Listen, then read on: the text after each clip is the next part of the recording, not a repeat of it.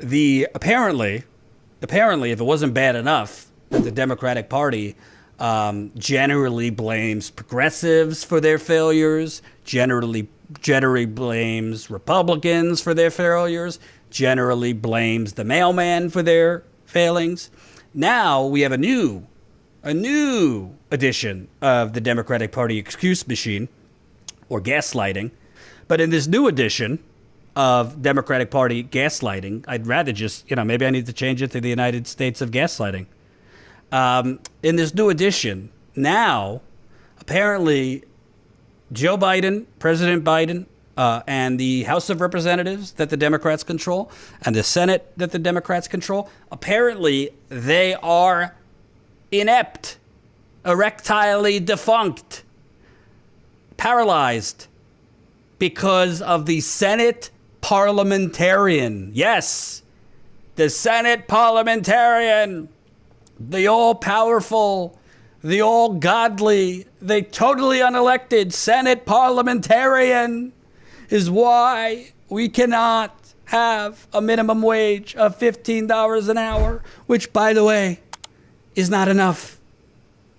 This is the slow diet of gradualism, even suggesting $15 is enough. It's not enough. Now we can't do anything because of the Senate Parliamentarian, which, by the way, is not an elected position. By the way, the Senate Parliamentarian is basically someone who advises, not rules. It's being reported that the Senate Parliamentarian ruled that you can't put a $15 minimum wage into the coronavirus relief bill of $1.9 trillion. He don't rule, or she in this case. They advise. I'm not talking rectile defunct, wrong term. Excuse me.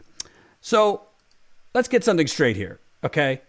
And I'm just going to play. Let's start this with our friends at Rising, because Sagar, I think, made an obvious point. And if you don't know what I'm saying, basically, Joe Biden, the Democratic Party, is saying we are not able to add like we thought we were going to be. We want that $15 minimum wage, but the Senate Parliamentarian says no. So we can't put it in. But we'll get to it later. Yeah, we'll get to it later. We'll do it in a standalone bill. It's a great question, one that remains to this day. And yeah, look, I want people to understand, and I've talked with some friends on the Republican side on Capitol Hill who are like, you need to tell your audience, your left audience, it's not that they can't do this. They don't want to do it. On minimum wage. Yeah, they were like, look, we had all the scenarios gamed out on our side for Obamacare. We literally fired the parliamentarian back in 2001 on the Bush tax cuts. Like, yes. If you want to do it, it can be done. They simply do not want to do it, and they're gaslighting you with fake excuses. And if you don't want to do it, just admit it. Just say, we don't want to have the minimum wage. Gaslighting you with fake excuses. Sagar makes the point that, yeah, the Republicans, they fired the parliamentarian, or you could just blow off the parliamentarian. This isn't a thing. Republicans pushed Trump's $1.8 trillion tax BJ for the rich through budget reconciliation. I believe the Senate parliamentarian said you couldn't do that, and they did it anyway. So this is, of course, nonsense. And of course, I mean, let's just call it what it is. I think Ro Khanna tweeted this out, and it was a brilliant thought. So let me get something straight. We are going to not fight for a $15 minimum wage, which, by the way, is not even enough. It's not enough. You index for inflation last couple decades, we'd be closer to $23 to $25 a month. But you are saying, with bombing Syria, launching war, overthrowing governments, that we don't need to go to Congress. We don't need we don't need to follow protocol. We don't need to follow the Constitution. But a $15 minimum wage for working people, well, I don't know what to tell you. Senate parliamentarian, throw your hands up. What can you do? Is there a term beyond gaslighting? If there's a term behind, drop it in the chat. Because I don't think gaslighting is strong enough, frankly. And here's just one example. In just a few hours, the House is going to vote on President Biden's $1.9 trillion relief package for COVID. A lot of your progressive colleagues are very unhappy with the Senate ruling by the Parliamentarian that the $15 federal minimum wage increase will not be included in this bill under these rules, which require only 51 votes. So what should Democrats do now? A standalone bill on a federal minimum wage increase? I think that's what we need to do, Jake. The budget reconciliation process, as you understand, is very sort of arcane. Most things in the Senate take 60 votes. Right now, under Senate rules to legislate a budget reconciliation bill, you can do it with 50 votes. But each provision of the bill has to be primarily budgetary in nature rather than a policy change. And the Senate Parliamentarian has ruled that an increase in the minimum wage that would affect vast swaths of the private economy more than the federal budget is more of a policy change than a budgetary change. But I will say to anybody watching this show, Democrats are unified about raising the minimum wage. And if we can't do it through a reconciliation bill, we'll figure out another way to do it. There may be things in this reconciliation bill that we can do to set the stage. You've reported, and your other reporters have, about penalizing large companies that don't conform to this minimum wage goal that Democrats share. We'll explore those. But if we can't do reconciliation, we're going to do it. If we can't do it through reconciliation, we're going to do it. We're going to do it. Oh, yeah? When are you going to do it? When are they going to do it? If you can't do it through reconciliation, when are you going to do it? So let me be very clear, folks, for those of you in the back.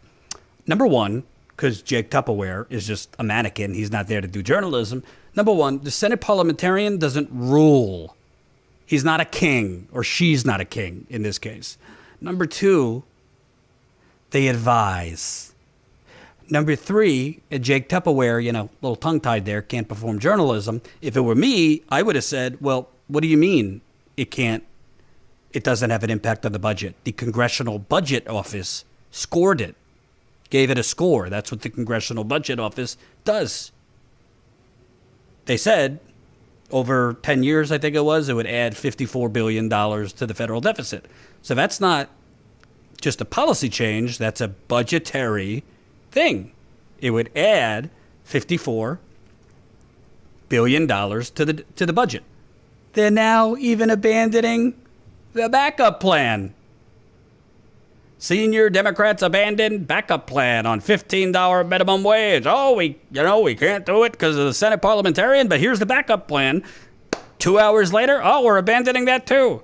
Senior Democrats are abandoning a backup plan to increase the minimum wage through a corporate tax penalty after encountering numerous practical and political challenges in drafting their proposal over the weekend, according to two people familiar with the deliberations. On Thursday, the Senate Parliamentarian said that the $15 an hour minimum wage included in Biden's stimulus package, $1.9 trillion package, was inadmissible under the rules Democrats are using to pass the bill. After that decision, Ron Wyden and Bernie Sanders said they would instead seek to add tax penalties on large corporations, an idea viewed as less likely to be struck down by the Parliamentarian. Have you ever, before the last week, heard of a Senate Parliamentarian, but now all of a sudden we can't do a goddamn thing because of the unelected Senate Parliamentarian? Is this really the nonsense they're trying to sell right now?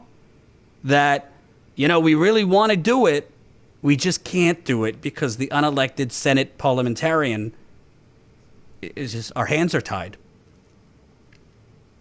Here's the reality, okay? Here's the reality. Joe Biden, rightly so, his top priority is coronavirus and stopping the coronavirus. To that, this administration has gotten it together a lot more than Trump. You got to give him credit on that. They have actual press conferences daily, virtually. The cases have gone down. I don't attribute that to anything Biden's doing. It's just, we're further and further away from the Thanksgiving and Christmas increase because of all the travel. More people are being vaccinated. So it's not really just, it's not like Biden has done something, but at least they're taking it more seriously. And at least he's saying wear a mask. So that's a positive. And Corona truthers, I don't have time for you. So if there's trolls, go away. But his main priority is to stop the spread, rebound the economy, which will entail the unemployment rate slowly going down, even though the unemployment rate is really a BS indicator of economic health. It always has been. That's what the stock market looks at. That's what CNBC and cable news looks at. So Joe Biden wants to stop the spread of the coronavirus. Wonderful. Have the economy rebound through the unemployment number going down, which will actually largely be because millions of people are going to just stop looking for work. As I talk right now, 50% of the jobs have not returned that have been lost in March and April of last year. 50% have not returned. And then after those things are conquered, he's going to do a bunch of performative things that won't offend or threaten Wall Street, but the media and the campaign machine will push forward. He'll do some woke kind of stuff, more diversity, tax credits for diversity, maybe a path for immigration, but on actually doing a goddamn thing about this country being a rigged system of political bribery, he ain't going to do a damn thing. Actually, it's only going to get worse. Hope you enjoyed that last video. Hop on over to statuscoup.com where you can sign up for our email list and become a member for as low as $5 to $10 a month. Membership is how we grow. That's statuscoup.com/join. And remember, join our email list so we can grow the revolution with you.